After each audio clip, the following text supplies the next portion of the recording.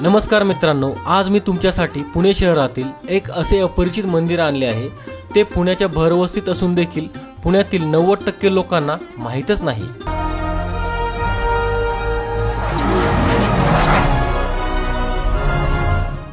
तर मित्रांनो, हे मंदिर आहे त्रिशुंड गणपती मंदिर। पुण्याच्या सोमवार पेठेत असलेले त्रिशुंड गणपती मंदिर हे पुण्यातील मंदिरांमध्ये शिल्पकलेचा सर्वोत्तम नमुना असलेले एक मंदिर आहे।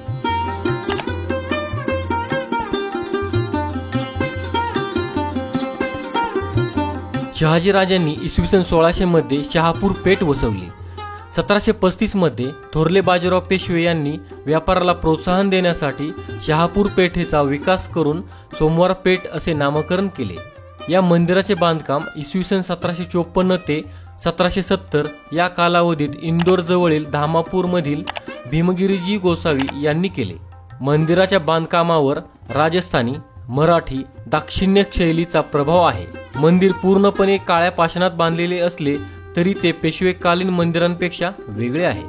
पूर्वाभिमुख असलेल्या या मंदिराच्या खाली त्याच आकाराचे तळघर असल्यामुळे हे मंदिर उंच जोत्यावर बांधलेले आहे। मंदिराची सभामंडप, अंतराळ आणि गर्भगृह अशी रचना आहे। मंदिराच्या दर्शनी भागात राजस्थानी पद्धतीचे स्तंभ कोरलेले असून स्तंभावर घटपल्लवांचे स्तंभशीर्ष कोरलेले आहे।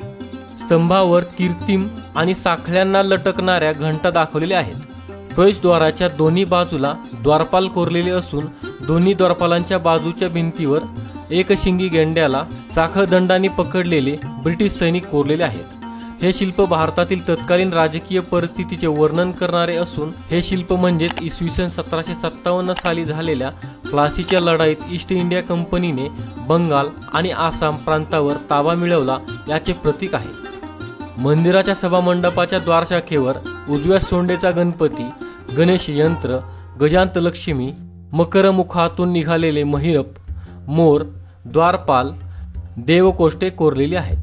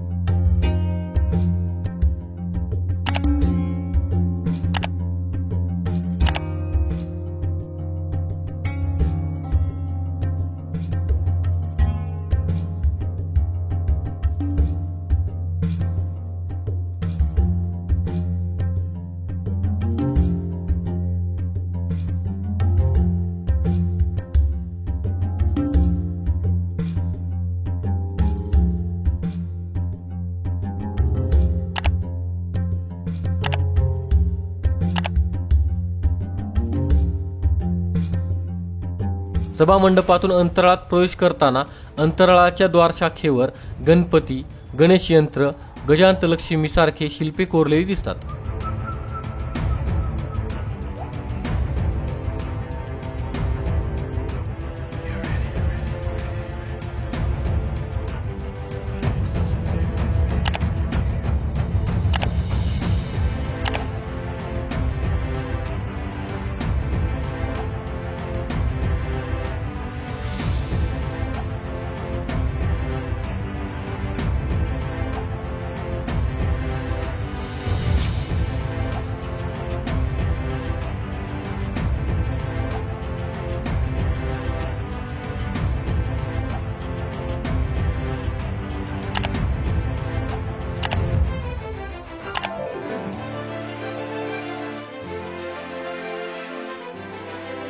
गाभाऱ्याच्या प्रवेशद्वारावर शंकर, नंदी, सिंह, साधूंची शिल्पे कोरलेली असून त्यावर फारसी, देवनागरी आणि संस्कृत भाषेतील वैशिष्ट्यपूर्ण शिलालेख आहेत। मंदिरात असलेले हे तिन्ही शिलालेख मंदिराच्या बांधकामासंदर्भात असून या शिलालेखांमधून हे मंदिर श्री महाकाल रामेश्वर आणि दत्तगुरू यांचे असल्याची माहिती मिळते।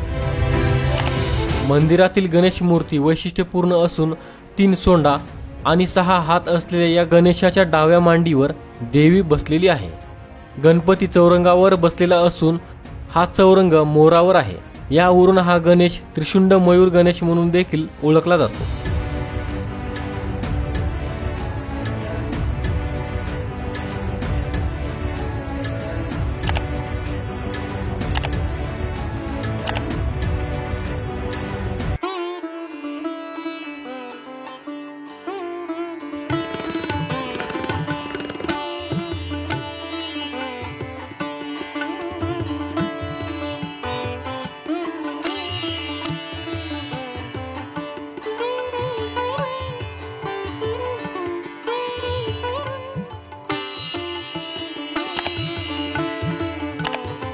गाभाऱ्याच्या दोन्ही बाजूस प्रदक्षिणा मार्ग ठेवलेला आहे। मंदिराच्या गाभाऱ्याखाली त्याच आकाराचे तळघर असून त्यात दलपतगिरी गोसावी महाराजांची समाधी आहे।